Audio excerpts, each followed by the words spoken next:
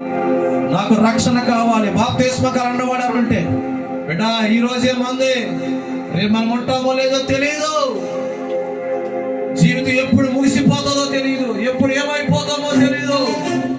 ఈ రాత్రి నువ్వు చనిపోతే ఎక్కడికి వెళ్తావు? ఒకవేళ రేపే నీ ప్రాణం పోతే నువ్వు ఎక్కడికి వెళ్తావు? ఇంకా రక్షణ లేకుండానే బ్రతుకుతావా? నరకానికి వెళ్ళిపోతావా? ఒకవేళ ఇదే మిక్కిలని కూడా సమయం, నేడే రక్షణ దినం.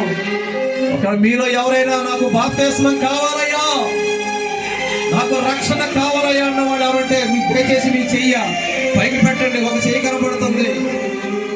మిమ్మల్ని బట్టి యేసయ్య సంతోషిస్తాడు. ఆ బిడ్డకు అర్థమైంది నా సిలువ త్యాగం అని, ఆ బిడ్డకు అర్థమైంది నా ప్రేమని. ఇద్దరు చెల్లి చెయ్యి పైకి చూపించరా, కింద కాదు పైకి చూపించు. యేసయ్యని ప్రేమిస్తున్నాడు. ఇంకా ఈ లోకపు సుఖభోగాలే కావాలా? అల్పకాల సుఖభోగాలే కావాలా? ఇక యేసయ్య గొప్ప రక్షణ పొందుకుంటే, బాప్తిస్మం పొందుకుంటే నీ పేరు జీవ గ్రంథంలో రాయబడతా.